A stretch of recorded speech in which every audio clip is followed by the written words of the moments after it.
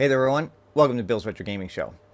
Today's video is going to just be a quick one to let you know about a day one patch update for the Fast and the Furious. That's right, today is the official launch date for the Fast and the Furious, even though I know that several people have gotten their cabs ahead of today's launch date.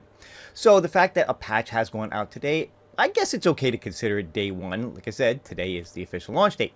Now, John D did post an update to the official Facebook group for Arcade1up. I don't know if he's posted it to any place else, Twitter, anything like that, any other social media. I saw it on the Facebook group, but I know a lot of you out there, maybe not on Facebook, maybe not on the group. So I figured I would just throw a quick video out there so I could show you what it is and let you know about the patch in case you haven't had a chance to check it out for yourself yet. Like I said, whether you have the cab or not yet, this is just something so that you know what's going on. Now, while I don't personally own the cab, I know there are several content creators out there who have been making content on it. I'm sure some of them will probably do videos on what this update has changed and let you know if it's for the better, for the worse, whatever. I know one of the big things here is about linked cabs, because apparently when these first shipped out, the actual ability to link the cabs together was not enabled. So you had to wait for a patch in order to do that. That's part of what this is. I'll go into that in a minute. But like I said, I know there's probably going to be other videos out there that will show you what has changed in the update. Like I said, I can't personally attest to it. And since I'm not in charge of making content or schedules for other YouTube creators, I really can't tell you who's going to do that or when it will be.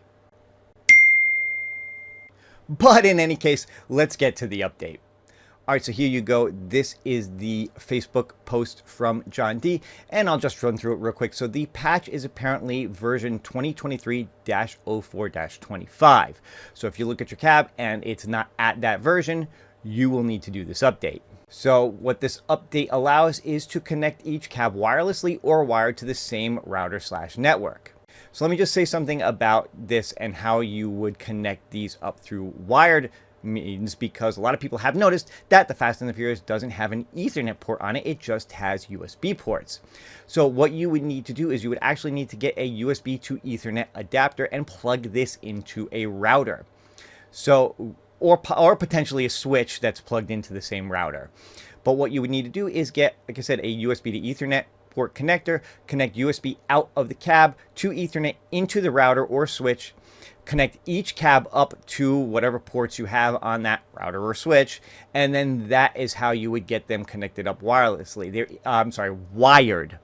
There is no methodology for just linking them one to the next through a wire. You have to go through a router. Like I said, you could probably do it with a switch connected to a router, but in any case, you need something in the middle there, a router or something, in order to connect them together.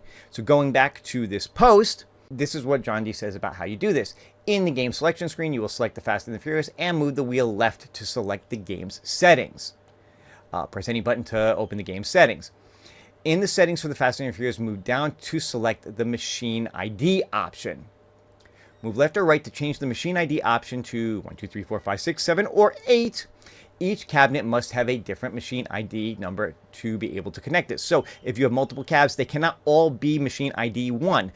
You have to have machine ID 1, machine ID 2, machine ID 3, whatever. 2, 4, 6. It doesn't matter as long as they're all different. And then select hide the menu when done. That will get you out and back, I guess, to the main section to play the game. Now, interestingly enough, he does notice here that linked play functionality was tested and is supported using 4 linked cabs. It is possible that with Ethernet and a fast connection that the games can support up to 8 linked cabinets. While anything above 4 cabs is not officially supported, we left the option open for fans to try with as many as 8 cabs. Now, that would explain why the machine IDs go numbered 1 through 8 instead of just 1 through 4. Because potentially you could get up to 8 of these cabs linked together. Now, I don't know who's going to go out and spend $600 a piece to get 8 of these linked together just to see if it works. But hey, at least you know that it's a potential with this. Now, he does also note that there is a legacy bug that was carried over from the arcade version. Occasionally, the game drops machines that initiates the multiplayer match when two joining players launch and upgrade simultaneously. This can be prevented by having each player join in sequence. So I guess cab 1 would start a game, and then cab 2 would join, and then cab 3 would join, and so on and so forth. I guess if you all try to join at the same time, that's when you run into some kind of a problem. Now, the interesting thing is that he says this is a legacy issue from the original. With Raw Thrills going in and making some of the changes that they had to get this game to run anyway, I don't know why they wouldn't have tried to fix that. But, look, it was in the arcade. It's in here. Now you know about it.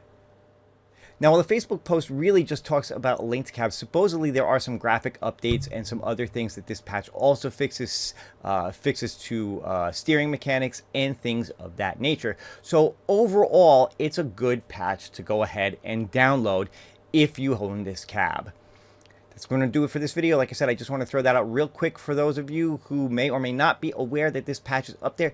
If you already own the Fast and the Furious, if you've downloaded this patch, or if you plan on doing it after you see this video, please leave me a comment. Let me know how it goes. Are you noticing a difference in gameplay with this patch beyond the fact of the linked cabs?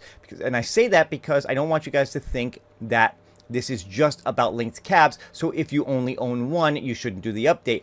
My guess is that you really should do the update even if you only own one cab, because like I said, apparently there are some other fixes and things along with just enabling the linked cab update.